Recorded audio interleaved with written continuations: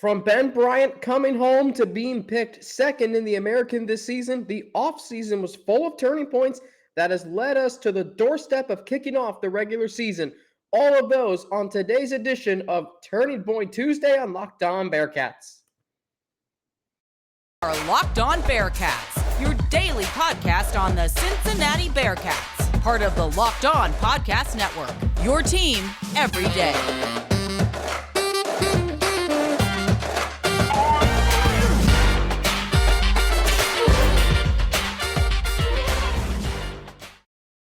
Thank you so much for making Locked On Bearcats your first listen of every day. It is free and available everywhere you get your podcasts, and of course on YouTube. Don't forget to subscribe to the Locked On Bearcats YouTube channel, now up to 452 subscribers and counting. Follow us too to get an alert every time we drop a new episode. Alex Frank with you, your host each and every day here on Locked On Bearcats, former sports director of Bearcats Media, bringing all of those experiences here to the Locked On Bearcats podcast. All right, so today, Tuesday, it's Turning Point Tuesday, the turning points of the offseason that has led us to the doorstep of kicking off the regular season. Of course, it's also Tuesday. That means Luke Fickell will speak to members of the media at about noon Eastern time today. I'm sure a lot of my colleagues back up in Cincinnati will be attending that press conference. We'll have more on that and what transpires from there later on this week. So, the turning points of the offseason. There are several of them, and I boiled them down to 4. Because this is a concept I took from Mike Dardis at WLWT. You know him. As he comes into your homes and your televisions every weekday night with his lovely wife, Cherie Palello. He told me that a football game can be decided in 3 to 4 plays. By 3 to 4 plays. Even the games that are blowouts. You can pinpoint 3 to 4 plays and say the game turned on those plays. So we take a look at this offseason, which started the evening of December 31st and will end at 3:30 on September 3rd, which is Saturday. So the first real turning point of the offseason, Ben Bryant transferring back to Cincinnati. It is created, and what that does, and this has been the biggest turning point of the offseason because of the effect that it has had on the entire offseason. This has been a lingering effect. Ben Bryant announced he was transferring back in early January. And what that did was it created this instant quarterback competition. Because remember, after the Cotton Bowl, we were like, okay, I guess we're moving into the Evan Prater era. Is he ready? But Ben Bryant coming in has given this quarterback room a veteran presence, and there was a little uncertainty. Well, why is he coming back? And he's probably going to win the quarterback competition. So what's going to happen with Prater? Is this the best thing for the quarterback battle, for the team, for the program? And it has dominated all these storylines as we went through spring, as we went through the summer, the dead period, and we went through fall camp. It's created this quarterback competition, and I also view it as a full circle story for Ben Bryant, right? He started here in 2018. You had fans clamoring for him to be the starting quarterback because Desmond Ridder was struggling through his first 2+ seasons. Then Ridder gets better. Ben Bryant realizes, you know what? It's not working out for me here. I want to get playing time. I want to start. He transfers to Eastern Michigan, started there for a year. Now he transfers back, with a lot more experience, having run a college football offense, having gone through the preparations that occur throughout the week leading up to a game. We think he's the starter, but then you have questions. How long does he hold on to the job? When and if does Evan Prater get a chance? And I think for a lot of us, there is still some uncertainty surrounding Ben Bryant because there are a lot of ways that this can go. There were 2 ways the quarterback competition could have gone. It could have gone to Ben Bryant, the more veteran leader. It could have gone to Evan Prater, who arguably has more talent than Ben Bryant. But at the same time, are you really going to throw Evan Prater to the Wolves against Arkansas? I don't think so. Now, we do not know definitively who the starting quarterback is going to be for the Cincinnati Bearcats. We may know we may know later today at around noon. We may not know until 3:30 when the Bearcats send their offense out onto the field for the first time this season. We simply do not know definitively, though, who is going to be taking the snap under center or in shotgun on the first offensive play of the game. The Bearcats may know, and I think they do, but we do not definitively know. And if you're still in the camp that Evan Prater should start, which I think it's more leaning towards Bryant from the people I've talked to, from your comments on our YouTube videos. Ben Bryant, I think you all lean towards Ben Bryant being the starter, and that's fine. I'm comfortable with that. I have voiced my opinion several times throughout this offseason why Evan Prater should be the starter. Mo Egger has voiced that. Russ Heltman has voiced that. It'll be interesting to see what Justin Williams says about that tomorrow when he's on this podcast. But at the end of the day, this has been the biggest storyline throughout the entire offseason. I think when Ben Bryant transferred back, the feeling was there's now a dark cloud hanging over Prater's head. But in reality, the exact opposite has happened. Prater closed the gap in the spring. Fall camp rolled around. Ben Bryant separated himself a little bit towards the end in a scrimmage. The scrimmage, I think, is what ultimately decided who wins this quarterback battle, and that's fine. At the end of the day, though, this quarterback battle, this story does not end just because Ben Bryant's won the job, because he has to show that he's that much better and more experienced.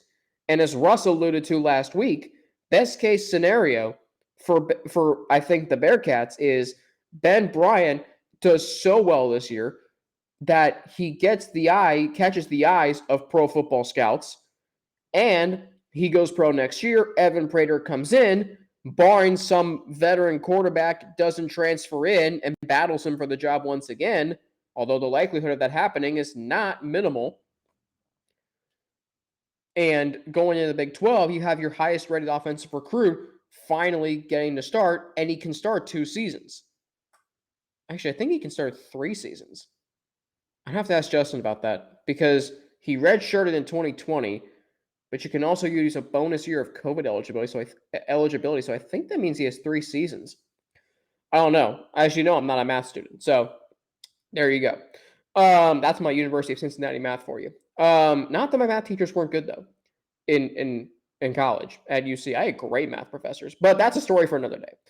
The story for today is and it's been this throughout the entire offseason, because I think Evan Prater still casts a shadow over this quarterback battle because we know his potential.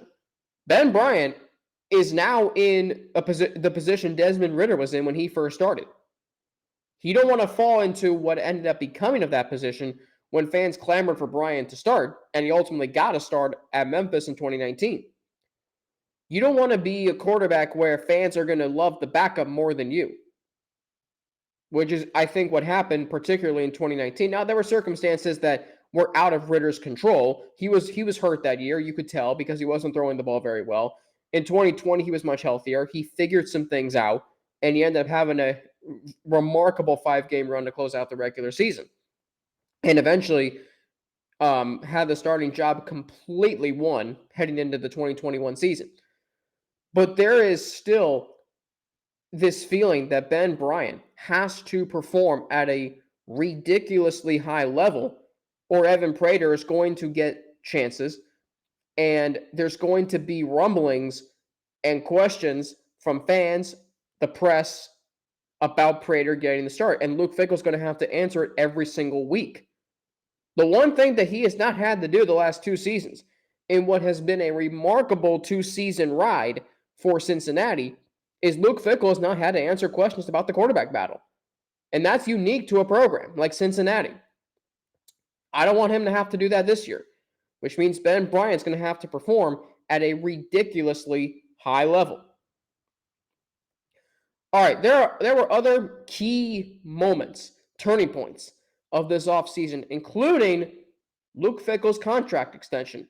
what that meant for the offseason, plus a hometown hero that's not Evan Prater coming home to Cincinnati.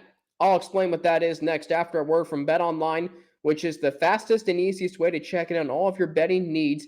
BetOnline.net, you can use it to find all your favorite sports and events, the number one online source for odds, lines, and games. Find reviews and news of every league, including Major League Baseball, NFL, NBA, NHL, combat sports, esports, heck, even golf. BetOnline continues to be the top online resource for all your sports wagering information, from live in-game betting, scores, and podcasts. They've got you covered. Head to BetOnline today or use your mobile device to learn more about the action happening today. BetOnline, where the game starts.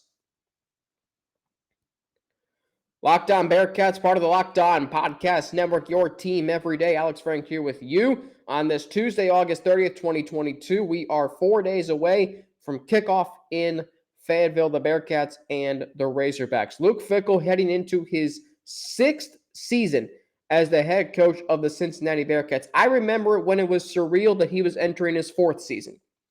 And I remember that week vividly. I remember, just a quick aside here, I remember Luke Fickell talking with Michigan State. We all remember it. I remember when he showed up to work that Monday. I remember when he got a rousing ovation at the basketball game that Thursday. That's how much this fan base and this university embraces Luke Fickell. And he has taken the program to new heights ever since then. Bearcats were coming off a good 2019 season. They won 11 games, they played for a conference championship, and the program was on extremely solid footing.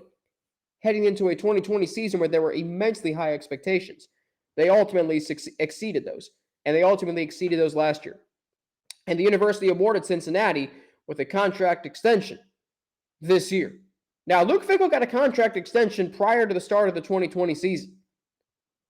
But if you remember the lead up to it, there was a little angst. Now, obviously, there were circumstances that were out of his control, John Cunningham's control, athletic director John Cunningham, our control, heck, the whole world's control with COVID-19. But this offseason, his contract extension that now runs through, I believe, the 2028 season, he erased any doubt. Yeah, it's the 2028 season. Erased any doubt that he would leave. Because if there was doubt, and I imagine that there are still some of you who probably think he could leave at some point, and he could. But at least for the time being, at least for this season, and at least heading into the Big 12, you have the head coach who has built this program. And there have been great head coaches that have come through this program. Mark D'Antonio, Brian Kelly, Butch Jones, Rick Minter. Luke Fickell is the greatest head coach in Bearcats football history. Why? Well, for one, he's been here almost as long as Rick Minter, but it feels like he's been the longest tenured head coach. Number two, the success they've had has been unbelievable. They have punched above their weight class. They have punched above what we thought was possible. Great article in The Athletic this week, or recently, I should say. And I think Andy Staples wrote it. 20 of the 20 most influential games of the 2000s. Remarkable piece, by the way. And Cincinnati Notre Dame was on the list. And it talked about how that win set the Bearcats up to go to the college football playoff and crack the system. Break the mold of the system that you couldn't make the playoff as a group of 5 team. Luke Fickell has built this program that they can go into Notre Dame and win. They can compete against Georgia. They can compete against Alabama. And they're going to consistently win conference championships. And now they're going to a Power 5 conference. That's what Luke Fickell's done. And that's why he was awarded a contract extension this offseason. And it kind of came a little, to me, unexpectedly. Like, I remember when I got news of it, when I found out. And it was just like talking about keeping the momentum going. The university's commitment to him long term. The university's commitment to, building a new practice facility, football facility. The momentum that there is in recruiting. The momentum that there is in the product on the field. Cincinnati is rolling into this season with 22 consecutive regular season or conference championship wins. 22. Cincinnati is rolling into this season with 26 straight home wins. Season tickets have been sold out for this season. Cincinnati is rolling into this season with 16 straight conference wins and 2 straight conference championships. And I understand they lost 9 NFL draft picks. I understand they lost a lot from last year in terms of leadership, in terms of talent, in terms of dominance, whatever. But I also understand that there is a lot of momentum that this program has. And by the way, and I'll clear this, there was a comment on yesterday's episode on YouTube that I think someone took offense to that I said, or not offense, but they disagree with that I said our defensive line is inexperienced. What I meant by that is they're experienced in terms of the number of years they've been here, but in terms of like being the guys that decide whether or not this team wins games, I don't quite think they're experienced in that regard. I think they can be, and it may not take them that long to be, but for right now, in terms of, hey, they're the ones that are going to decide, since they play in the trenches where this program's identity lies, I don't know what to expect from them. And now they're the ones going to be deciding whether or not this program wins games. But as far as Luke Fickell and what he's done for this program, establishing that identity and, sticking to it, I give Luke Fickell so much credit. When this program was 4-8, this program was in absolute tatters, shambles in 2017. Yeah, they were 2-2. Life was good. All right, they'll be Marshall at home, right? Wrong. And then they ultimately lost their next 4 games. And I remember every press conference Luke Fickell walked into, it's like, I'm running out of things to tell these guys. And it was a sad situation for guys like Corey Cunningham, for guys like Carter Jacobs, for guys like Khalil Lewis, and anybody else who was a senior on that team, Tyler Cogswell. It was a tough situation to be in. And little did you know then how great this program was going to be. But all it took was recruiting. All it took was Desmond Ridder. All it took was the commitment from the university, Mike Bone, and now John Cunningham, 2 different regimes. And look at where this program is now. Luke Fickell's gotten 2 contract extensions. 2. And it has just created this continuous momentum.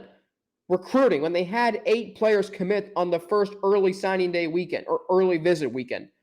8 players commit that first weekend in June. 8. And then you had more players commit throughout the month. At one point, you were in the top 5 in 24/7 sports recruiting for 2023. Top 5. With schools like Notre Dame and Texas A&M. And Texas A&M has the number 1 recruiting class this year in college football. So there you go. The momentum that has been created by Luke Fickell and his contract extension, they want to come play for him. Why? Because there's transparency. There's no BS detector that you have to have when you play for him. And when he's taking you, these families, the parents of these players are entrusting Luke Fickell with their kids, and it's paying off. You don't hear about any culture issues with Cincinnati. Luke Fickell's going to be a hard-nosed coach.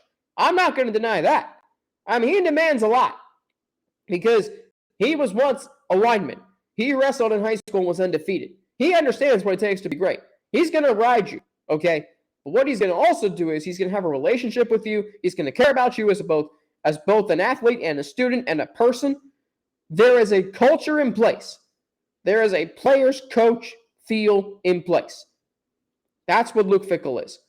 All right, another turning point this offseason. Mid-April, Corey Kiner transfers back to Cincinnati. Less than 24 hours after he puts his name in the transfer portal, Corey Kiner commits to Cincinnati. It felt surreal. Here is this primary target Cincinnati had in 2020. And he decided then to go to LSU. All right, not going to fault him for that. LSU just won a national championship. And 2 of those players are now up here in Cincinnati. You know who they are. But Corey Kiner goes to LSU. If you got an opportunity to go to LSU, you go. So, okay, maybe he lost that recruiting battle. Fine. But then he enters the transfer portal, and the reality is now finally meeting the fantasy that we had 2 years ago, and he's committed to Cincinnati. Highly touted recruit, Mr. Football in 2020, gives this running back room an instant jolt, gives him more versatility, And for a running back room that's losing Jerome Ford, that has lost a lot of talent over the years, that has, just pumped out talent over the last few years, guys like Jared Dokes, guys like Michael Bourne, guys like Jerome Ford, they're pumping out running backs pretty consistently. And now you've got one in Corey Kiner who's got a lot of years of eligibility left. And you've got him joining Ryan Montgomery. You've got him joining Miles Montgomery. You've got him joining Charles McClellan. There's now a lot of options and a lot of depth in this running back room. And Kiner is going to be, I think, a physical runner. But I think he's also got some speed to him. So it's going to be very interesting to see what his role is going to be. But just his presence, and you understand the commitment, you understand the aura and the mystique about his recruiting. And now he's here in Cincinnati. He's here with Evan Prater. It almost really does feel surreal. And the fact that he played in the SEC, you can bring that experience here to Cincinnati. Huge turning point in the offseason. Because your running back could be, for multiple years, Evan Prater and Corey Kiner. Cincinnati natives. Guys who excelled in high school football in Cincinnati. Guys who you knew about.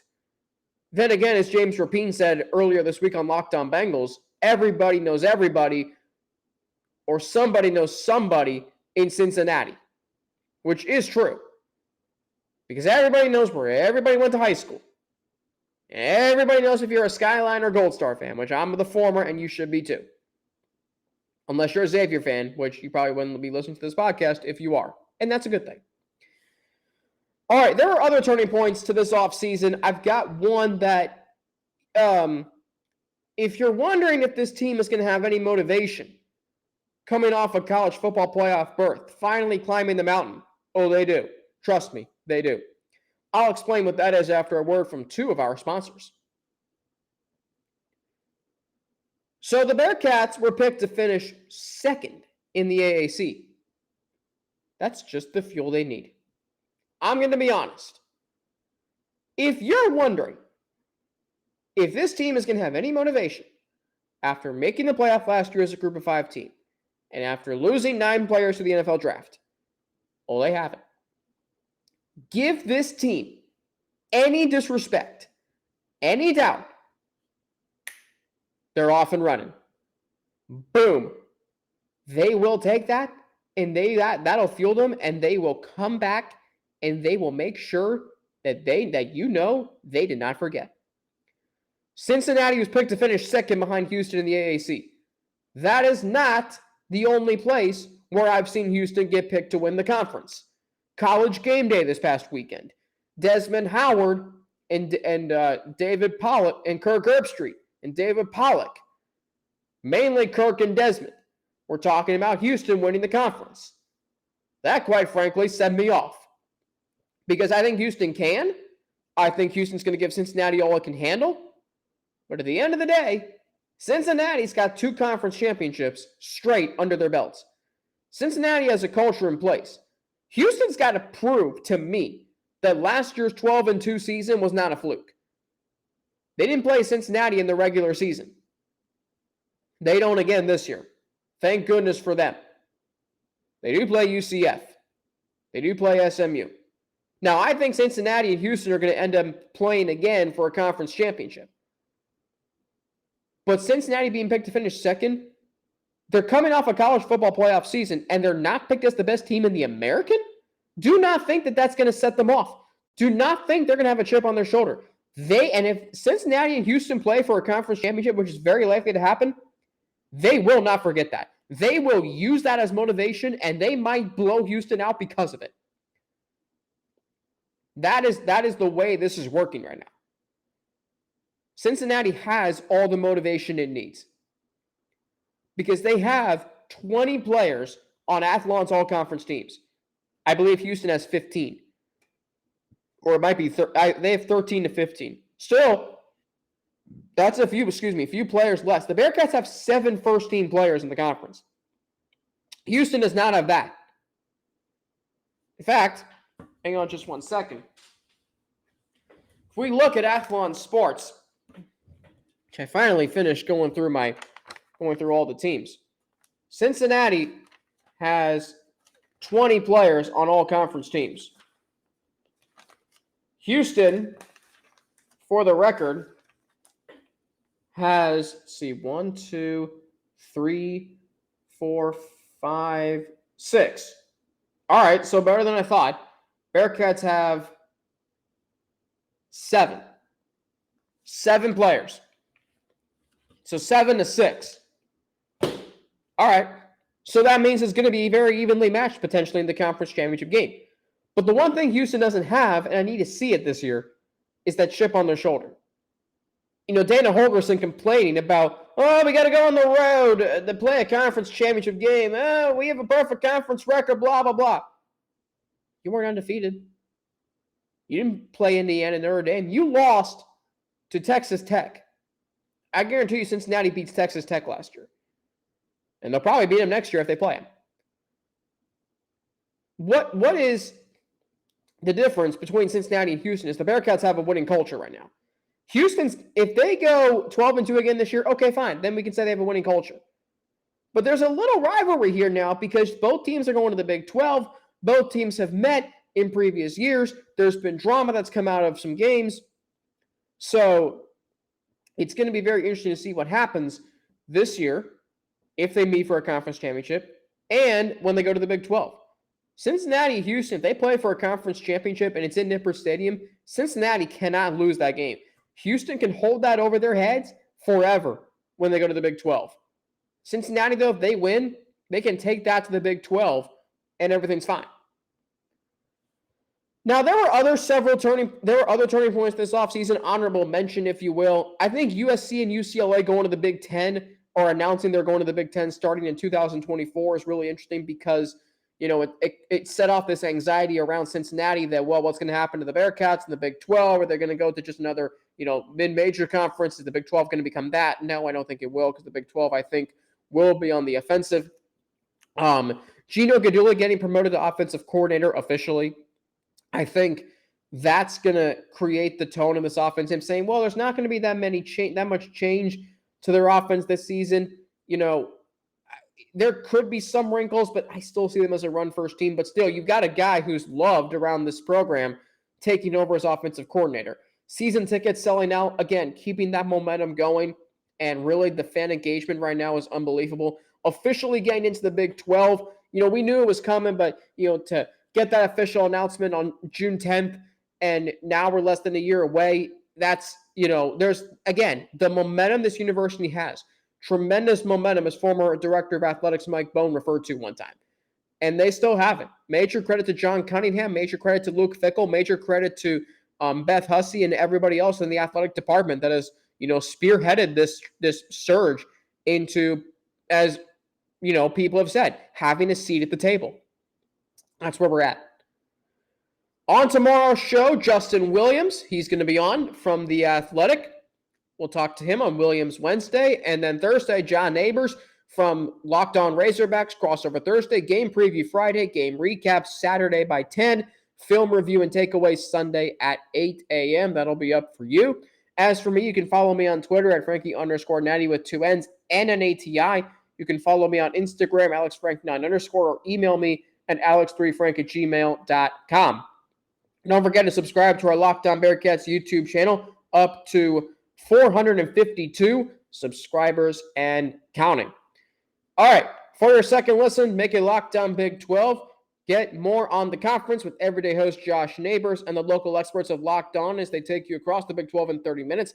Locked On Big 12, your second listen. That's Locked On Big 12. Thanks again for making Locked On Bearcats your first listen of every day. I'm Alex Frank for the Locked On Bearcats podcast. Justin Williams from The Athletic on Williams Wednesday will be on tomorrow. Have a great rest of your day, and I will be back tomorrow with Justin Williams of The Athletic right here on Locked On Bearcats.